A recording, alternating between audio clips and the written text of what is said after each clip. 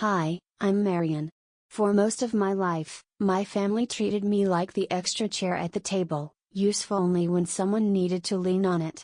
At my sister's engagement dinner, she looked right at me and called me useless in front of everyone and they all laughed. But that night, the truth I carried flipped everything. One word, spoken by security, silenced them all. You'll want to hear what came next. I arrived just before dusk, alone as expected, pulling up to the gated drive of the Willowbrook Country Club. That place polished marble steps, valet boys with practiced smiles, a fountain lit in soft gold. I parked 2 blocks away and walked, because that's what you do when you're family, but not quite invited. Inside, jazz hummed through the walls like it belonged in someone else's life. Every napkin folded just so, crystal glasses glinting under chandeliers I'd helped pick out 2 renovations ago. But my name was never on the plaques. Verena's was. Always hers. I moved through the crowd, unseen but politely tolerated. People glanced, nodded, the kind of acknowledgement you give to someone you vaguely recognize but can't quite place. Colby, my husband, stood near the bar, laughing with someone I didn't know. He didn't wave.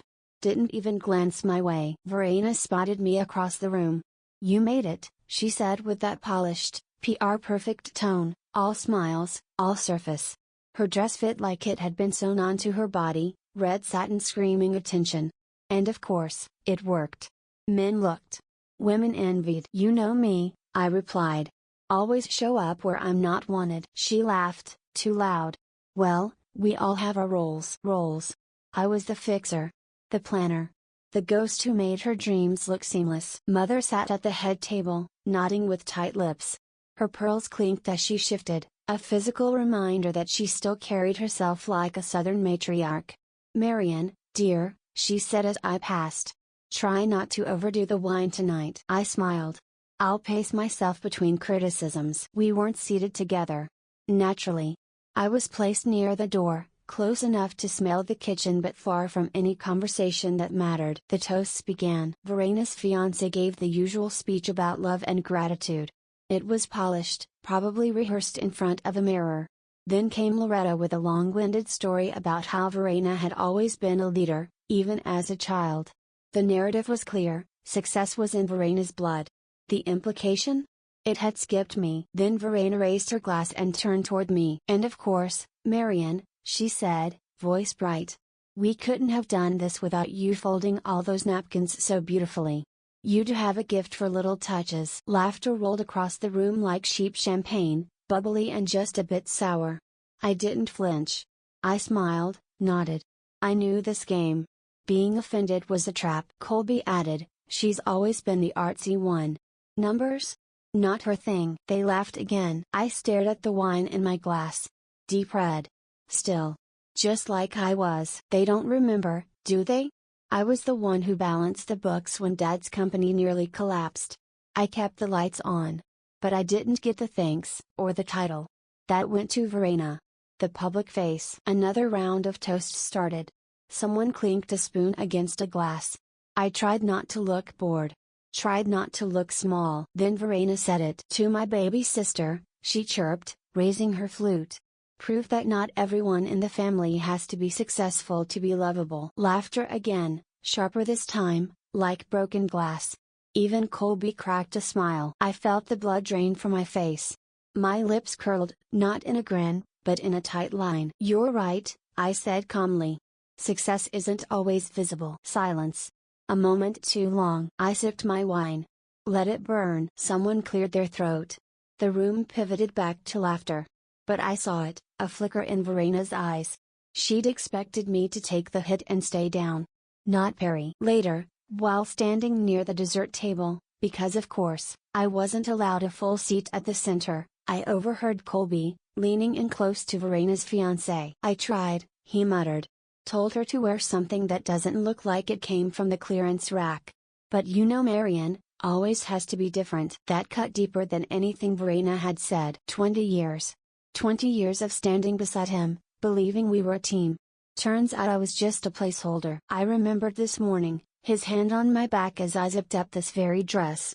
"Don't start anything tonight," he'd said. "Let Verena have her moment." He wasn't protecting me. He was managing me. I didn't cry. I didn't storm out. I stood there, letting it soak into my skin like cold air. And then I saw it. Verena had slipped her purse under her chair, and part of a folder stuck out. Nexus Holdings. My breath caught. Dad's company. The one I had helped build from the ground up before it was quietly handed over to Verena when he passed. That folder, I didn't need to see what was inside. I knew my name should have been on those papers. I reached for my glass. My hand was steady. My smile, fixed. You think I'm invisible? I whispered to myself. Good. That makes me dangerous. I left before dessert was served. No goodbyes, no hugs. Just walked out through the side exit like a kitchen hand who'd done her part. The air was thick with southern humidity and cheap roses lining the country club's walkway. My heels clicked sharp against the stone, each step a thought forming faster than my breath could catch it. Nexus Holdings. That folder in Verena's purse wasn't just paper. It was a scream I'd ignored for too long. Dad started Nexus when I was a teenager.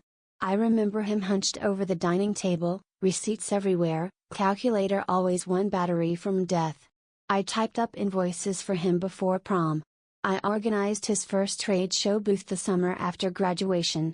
He used to say, names on paper matter more than smiles at dinner. I hadn't thought about that line in years until tonight. Back at my condo, I tossed my shoes by the door, the left heel catching on the rug just like always.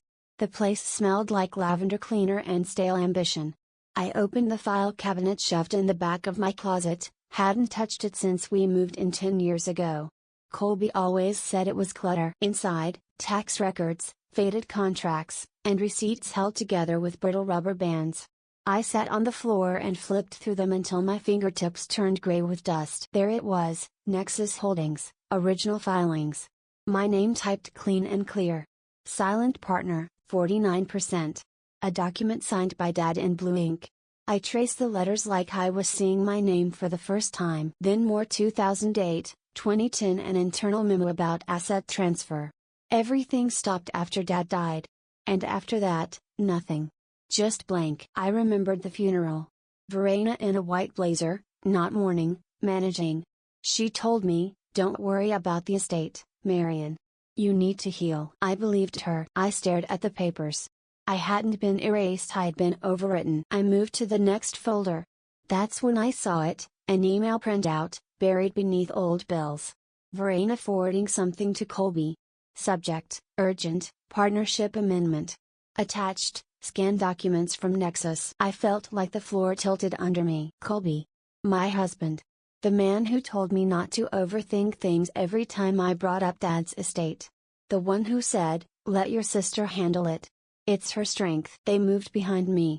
Played the long game. If betrayal had a scent, I whispered, it'd smell like old ink and burnt rust. I stood up, breathing steady.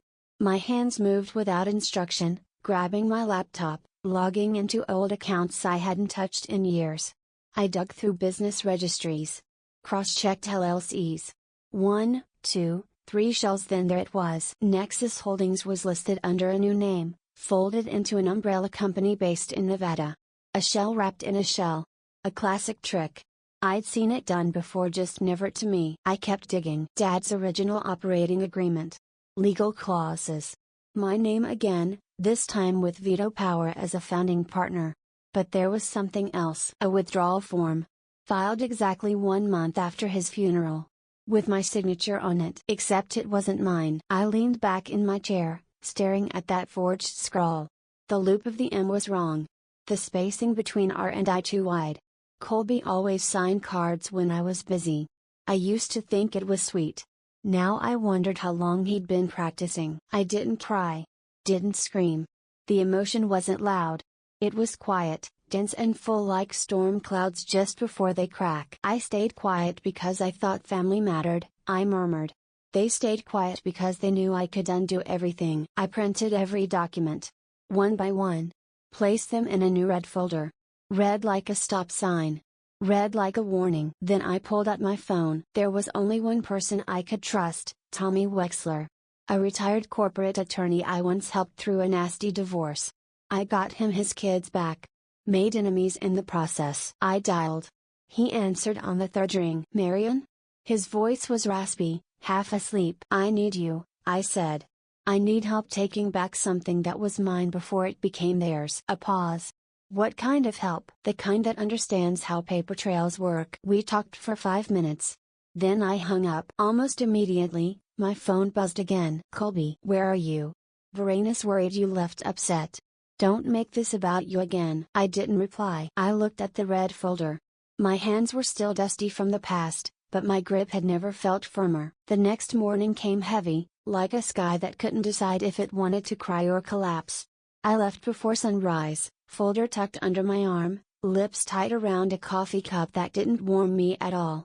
Downtown was waking up in slow, uneven breaths, delivery trucks backing into alleys, joggers weaving through leftover puddles, and me parked outside an old brick office where ghosts of the past were still on payroll. Howard Callan hadn't changed much. His hair was whiter, maybe thinner. But his voice still carried the weight of a man who knew where all the bodies were buried, and who signed the burial orders. He blinked when he saw me. "Well, now. Marion. Thought you moved to the suburbs and forgot about us city rats." "I never forget," I said, holding up the folder. "Especially not the ones who taught me where to look." He ushered me in. The office smelled like dust and leather, law books stacked like forgotten promises. We sat across from each other at a table scarred with years of arguments. "I need a truth check," I said, sliding the folder across. "On paper." He flipped through the pages, eyes scanning like a machine built to dissect lies. When he reached the withdrawal form, my name forged in deliberate, curved strokes, he froze. His jaw worked but no sound came. Just a long exhale. "I saw this before," he said finally, voice thick. "Years ago. Verena and your mother brought it in. Wanted it notarized fast." I didn't move. "They said you were unstable. That after your father passed, you weren't in a place to handle decisions. Said it was already signed, just needed validation." I stared at him. Not angry. Not surprised. Just tired. "You suspected?" He looked down. "Of course I did. But I'd known Loretta for decades. She pushed hard. Said you were grieving. Said you'd approved it in therapy but forgot." "They used my grief to write me out of my own life," I said, voice flat. He met my eyes, shame blooming. "Yes." I asked if he still had the original notarized copy. He hesitated. "It went missing. Around the time Verena's fiancé started cleaning up. Corporate reorganization, they called it. Said they were merging legacy holdings. Of course. Legal laundering, sanitized by someone with a law degree and no conscience." Every thread led back to that dinner. Every smile, toast, and false compliment now felt like staging in a courtroom I never consented to walk into. I leaned back. If the truth was buried under paperwork, then paperwork will set it free. His gaze softened. "Your father always said that." I asked if anything else might prove my claim. He rubbed his chin, then said, "There was a ledger. Your father kept it locked at the ranch. Real old school. Handwritten records, initials next to every deal. If it still exists, it might blow this thing open." My heart didn't race. It slowed. Because now I had a direction. Before I left, I remembered something, Dad, teaching me to sign checks when I was 19. "Never let anyone sign your name, Marion," he'd said. "Not even someone you love. Especially not them." And yet, here I was, staring down the people I thought were family. As I reached the door, my phone buzzed. Voicemail. Verena's voice, syrupy sweet with threat beneath. "You shouldn't have gone digging, Mari. Some things are better forgotten." I stared at my reflection in the glass door. No makeup. Hair pulled back. But something in my eyes had changed. I smiled, not out of joy, but clarity. "Then it's time I remember everything they want erased." I sat at my desk that morning, the same one I'd had since Colby and I moved into this condo a decade ago. It was scratched along the edges, coffee stains in the corners. I never replaced it. Maybe because I always believed things held memory better than people. In front of me, laid out like evidence in a crime drama, were the papers from Mr. Callan, scans of old ledgers, notarized affidavits, company registration forms, emails laced with passive manipulation. Each page was a breadcrumb leading back to the fire they thought they'd buried. I remembered when I first saw how a signature could rob someone. A friend's brother had forged her name on a will, left her nothing. I'd stayed up with her that night, combing through legal jargon neither of us understood, but both of us feared. Today, I wasn't staying up for someone else. I emailed Verena and my mother. The message was short: let's meet. I want to end this respectfully, for Dad's sake. Of course, they agreed. They always liked the illusion of grace. I packed everything and walked out with the kind of calm that only comes after you've stopped expecting fairness. The air was thick, heat rising off the sidewalk in invisible waves. My car was parked under the same oak tree where Colby used to pick me up for lunch. Funny what becomes memory and what becomes evidence. The firm was old money, wood panels, brass nameplates, portraits of dead partners watching from the walls. I was led to a witness room. Cool air. Thick silence. A table that probably cost more than my car. They were already there. Verena smiled like we were at a garden party. My mother just looked bored. I sat, opened the folder slowly, laid out the documents with the same care I once used folding holiday napkins at family dinners. This, I said, tapping the ledger, shows the account transfers made after Dad's death.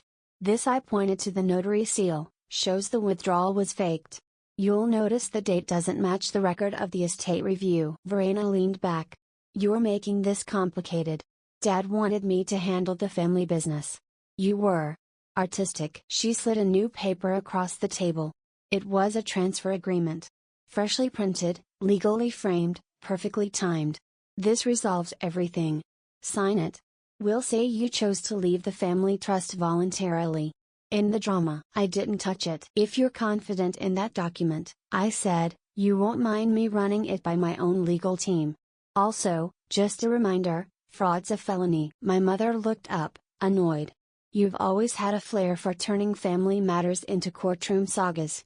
This isn't about legal rights, Marion. It's about legacy. I locked eyes with her. Exactly. Verena's tone hardened. If you walk out without signing, we'll record this meeting and let the investors know you're unstable. Again, I didn't speak. Let the silence do the heavy lifting. Sometimes, it weighs more than any argument. Then she added, casually, Dad gave me his shares before he passed. We have the documentation. She pulled out an image of a will. Looked official. Stamped. Sealed. But the ledger said different. Those gifts were processed after his death, I replied. Which makes them invalid. You're banking on me not knowing probate law. Verena chuckled. You really think some dusty journal's going to beat this? I looked her dead in the eye. Law cares. Truth cares. And I've got both on my side. That smile faded, just slightly. She reached under the table, pulled out a small USB drive, slid it toward me. This is our backup archive, she said. If you're so sure you're right, prove it. But if you're wrong, you'll lose everything. I plugged it into my phone. A folder popped up. Nexus_archives. The first file was dated years back. The title froze me. Ledger_master_final_dad sign.pdf. I looked up. Didn't blink. And just like that, the trap they set started snapping shut around them. I stepped away from the crowd, slipping through a side corridor behind the reception hall. The laughter, the clinking glasses, the string quartet, it all muffled into a low hum behind me. My hands gripped the folder. My palms were damp. Stand by the facts, Mr. Callan had told me, let them speak for you. I didn't feel strong. I felt exposed. But that folder in my hand, that was armor. Not against bullets, but against eyes sharpened by blood ties and polished over years. I inhaled deeply, steadying myself. No one knew I'd memorized every number, every signature, every date. I wasn't there to yell. I wasn't even there to convince. I was there to state. When Ari entered the reception, it was like stepping onto a stage I never auditioned for. The lighting hadn't changed, but the room felt different. I didn't walk fast. I walked like I was supposed to be there. People turned. Eyes followed. The murmur began before I even reached the center. Verena spotted me first. She smiled, thin, disinterested, like someone watching an old TV rerun. But her eyes? Her eyes clocked the folder. I didn't go to her. I stood near the fireplace, where our father's oil portrait still hung above the mantel, and cleared my throat. I came tonight, I said, not as a guest, but as a rightful stakeholder in this family's legacy. The words didn't come out loud. They came out clear. I opened the folder, pulling out 3 pages, one with my father's original ledger entries, one with a notarized transfer denial dated years back, and one with my name, printed in black ink, next to the word co-founder. I held them up for everyone to see. I didn't pass them around. This wasn't a group activity. Verena started laughing. Oh come on, Marion. What is this? Some sort of public tantrum? Mother stood behind her, expression tight, calculating. Watching me like I was some ghost who walked out of the estate records. Don't embarrass yourself, Verena added, this night's about family unity. No, I said, this night was about tying a bow around years of theft. The room felt quieter than I thought possible. Suddenly, a voice cut in, deep, official. Excuse me, ma'am, a man in uniform stepped forward. We need your signature for final event verification. Owner authorization is required. Verena turned sharply. What? Owner? My mother echoed, blinking. The security officer held up a form. Your name is listed as majority stakeholder in the Nexus Holdings event account. It's been pre-flagged for direct sign-off. We need confirmation. I nodded, took the clipboard, signed without a word. I heard it then, a ripple in the room. Confusion. Whispers.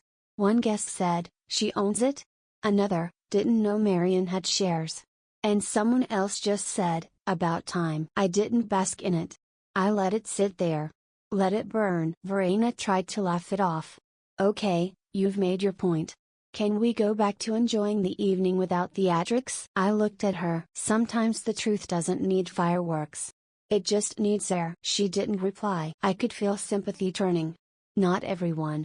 But enough. The kind that doesn't clap or cheer, but walks past you a little slower on the way to their car. I walked away first. Found another hallway, quieter than before. No music here. Just breath and cement walls. I leaned against one. Let the moment settle into my chest. Not pride. Not yet.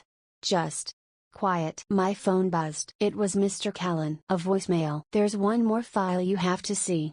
The ranch ledger. Meet me first thing tomorrow. I put the phone down, tucked the documents back under my arm, and walked out.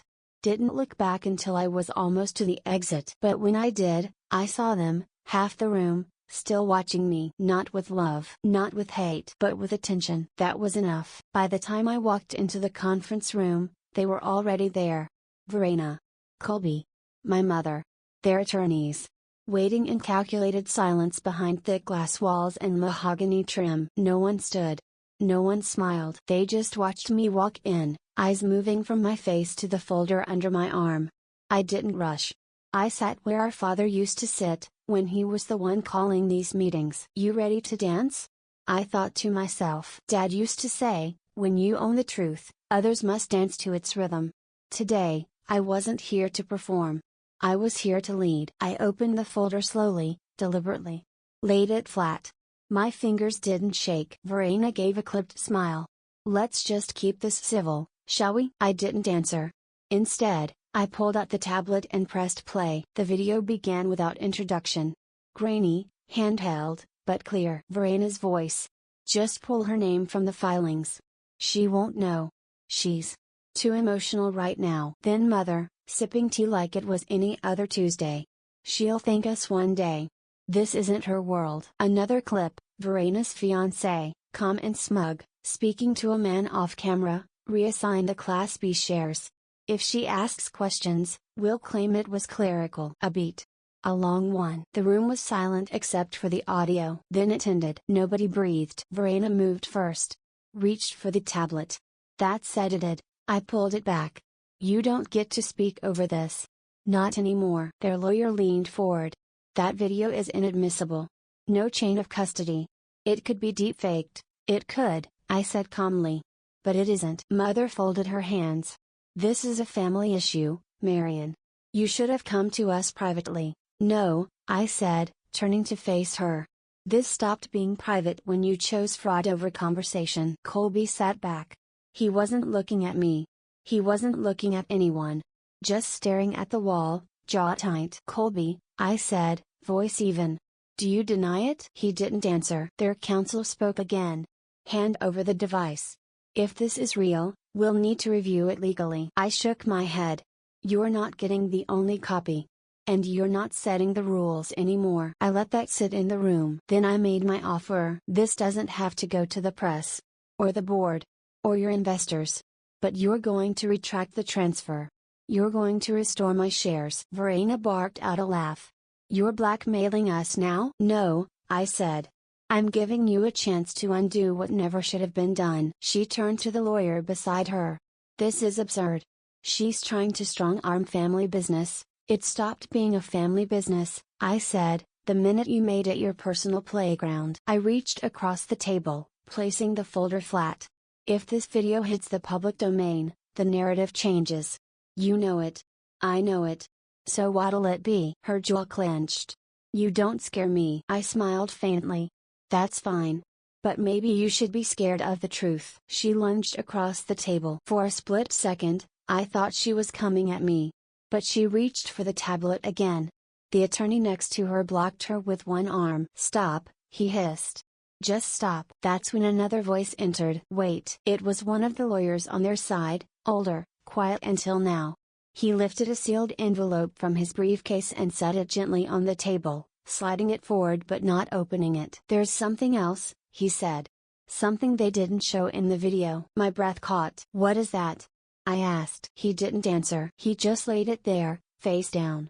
The room held still, like a match hovered just above gasoline. And for once, no one moved. The room hadn't moved. Not a breath, not a cough, not even the shuffle of a sleeve. The video had ended, the envelope still sat unopened on the table, and all I could hear was my own heartbeat in my ears. Verena had her arms crossed, legs angled away from me. My mother sat stiffly, eyes low, like a child caught in a lie. Colby, still mute. Still staring like he'd been struck in the head. I didn't say a word. I didn't need to. I let the silence wrap around them like a net. My mother was the first to break. She stood, hands trembling just slightly. Maria, she said, voice thin, I'm sorry, honey. I thought you understood how things were going. I didn't know it would come to this. Her tone tried to land somewhere between remorse and grace. Something performative. The kind of apology that's crafted more for the witnesses than the wounded. I watched her carefully. Is that for me? I asked, or for the room? She blinked. I mean it. No, I said, quietly. You mean to save face. I caught the way her lips pressed together, the flicker in her eyes. It wasn't guilt. It was calculation. She didn't care that I'd been erased, she cared that I'd said it out loud. Then Verena snapped. You think this is about justice? You sabotaged my engagement. Her voice cut through the air like glass on tile. You've always hated when I'm the center of anything. You're jealous, Maria. Always have been. You just wear it better now, that's all. She stood, pointing a finger in my direction like I'd just stolen her wedding dress. You think this makes you some kind of hero? You humiliated this entire family in front of people who respect us. I didn't flinch. Jealousy, I said, is a small woman's armor. A few people near the back stirred. Some murmured. One woman, a family friend, I think, lowered her eyes. The room had begun to tilt. Not fully to my side, but it was no longer in Verena's pocket. I let the words settle. Then I laid out my next move. We bring in an external mediator. Dad's accountant, Mr. Sorrell. You all respected him. We do this clean, documented, formal. No shouting matches. No spectacle. Verena stepped forward. No. You either drop this now or we take you to court. I have a defamation letter ready to file. She waved a crisp envelope at me, like a declaration of war. I met her eyes and didn't blink. You drag me down, I said, I'll drown us both. The words were cold, measured, and absolutely true. For a second, I saw it flicker, fear, or maybe just the edge of realization that I wasn't bluffing. She didn't reply. She spun on her heel and stormed out, knocking a chair sideways. My mother stayed seated. Her eyes followed Verena, then darted back to me. You could have handled this differently, she said, not quite a whisper. I did, I replied. You just didn't expect I'd do it well. I gathered my things, no rush, no need to prove a point. And then, just as I reached the door, Colby looked up. For the first time. His mouth didn't move, but his eyes. Something cracked. Was it shame? Regret? Or just fear that I'd turn the lights on in a room he helped keep dark? My phone buzzed in my hand. A message from Loretta. Check your safe. The ranch ledger is inside. I didn't stop walking. But inside, I was already unlocking the next step. The house was silent when I got home, that kind of silence that feels like it's waiting for you to make the first move. I went straight to my study, shut the door behind me, and locked it. Loretta's message was still up on my phone, the words circling in my chest like a slow storm. Check your safe. The ranch ledger is inside. My hands weren't steady when I keyed in the code. It had been years since I'd opened that safe. Inside, everything smelled faintly of paper and time.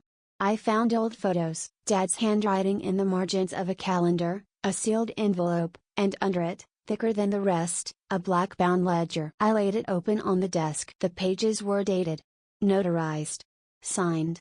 There it was. A contract giving me full ownership of the Blakemore Ranch and a controlling share in the family investment account. He hadn't just trusted me. He'd chosen me, quietly, deliberately, behind all their backs. One page over, I saw entries labeled event loan, advance expenses, and discretionary fund thousands, then hundreds of thousands, signed off by Verena. Withdrawals. Disguised. Spread out over years. Before I could process it all, Loretta knocked once, then stepped in. She didn't look surprised. She looked tired. I knew, she said before I even asked. I found it when your mother had me look for the old property tax files last fall. I didn't say anything. I was afraid. You thought I'd fire you? I thought they would. I nodded. Then I said, loyalty will always be rewarded. Deceit, exposed. She didn't say anything, just put her hand over mine and squeezed. That told me everything I needed. By late morning, I was downtown, sitting with a partner at one of the old firms Dad used to trust. They scanned the documents. Checked watermarks. Cross-referenced signatures. These are ironclad, the lawyer said. He didn't just give you land. He made you majority partner across 4 entities. You were never supposed to be out of the picture. I didn't speak. I just kept reading. My name, written in my father's hand. My initials, against asset lists and distributions. It felt like breathing clean air after a long time underwater. Then came the email, forwarded from a burner address. A folder full of exchanges between Verena and Colby, talks of offshore transfers, restructuring company ownership to evade taxes, even a signed plan to liquidate the ranch once Marion is fully extracted. He hadn't just abandoned me. He helped bury me. I swallowed hard and passed the folder across the table. We need to freeze all family-controlled accounts. Effective immediately. By early afternoon, I sat with my legal team again.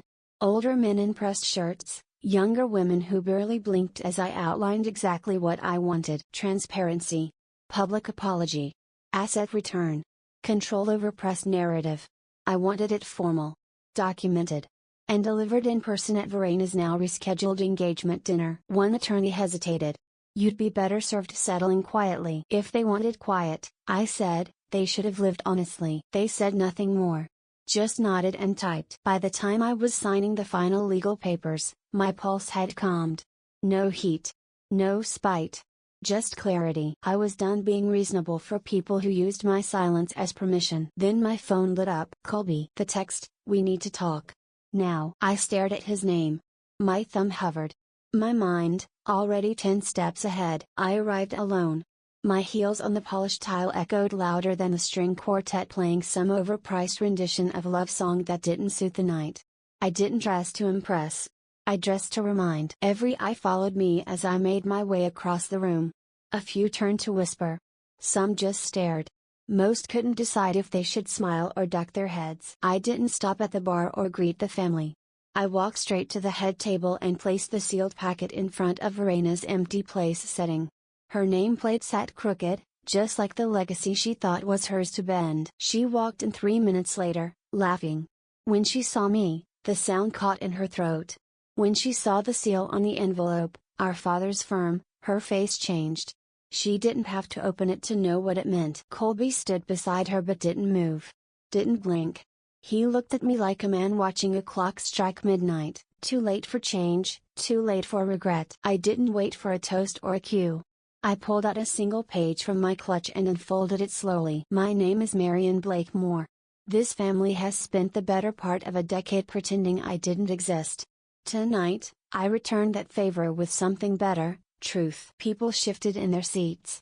Forks paused midair. Over the last 6 years, this family's accounts have been manipulated, assets stolen, and my name forged on financial documents I never authorized. Tonight, I present evidence of that fraud. Verified. Notarized. Final. I laid down copies of the withdrawal forms. Verena froze. Colby stepped forward, then back again. No one spoke. Verena finally spat. "You don't get to hijack my night." "This isn't about your night," I said calmly. "This is about what's always belonged to someone else." "You mean you? It was never yours. Dad just pitied you." "No," I said, keeping my voice steady. "He saw what you couldn't. That silence isn't weakness. And that screaming doesn't make you right." She pushed back from the table, knocking over a champagne glass. "You've always been jealous." "Jealousy," I said, "is a small woman's shield when she has nothing real to defend." She stormed out. Some guests followed. Others stayed seated, uncertain of the protocol for a public reckoning. Loretta stood next. Quietly. "I was there when the documents were filed. Marion's claims are true. She is the majority owner. This event," she gestured around the room, "was built on lies." One of my uncles looked at me for the first time in years. "He'd be proud, you know. Your daddy. He knew you'd find your way." My mother said nothing. Her silence, deliberate. I could have looked for a crack in her composure, a hint of guilt. But I didn't need it. Later, when most had left or fallen into low conversations, Loretta approached me by the patio doors. "I've been thinking," she said. "I'm leaving Blakemore Consulting. Starting my own shop. But I don't want to do it alone." I hesitated. "Come with me," she said.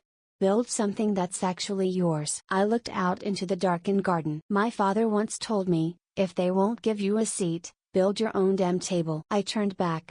"Let's get the paperwork started." The next morning, I took the long road out to the cemetery.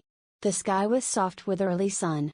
I knelt at his grave and laid the old ledger right on the headstone. "I did it," I whispered. "Not for revenge. For me. And I didn't ask for permission this time." As I stood to leave, my phone buzzed. Texts from people I'd never met. Strangers who'd seen the clip. Who called me brave. Who called me inspiration. I smiled, not out of pride, but because I finally understood the weight I'd been carrying. And how much lighter it felt now. I didn't take the spotlight. I became the light. I was halfway down the path when a woman in a pantsuit intercepted me, microphone already in hand. "Miss Blakemore, do you have a comment on the rumor you're starting a foundation?" I paused. Met her eyes. "Let's just say, the story's just beginning."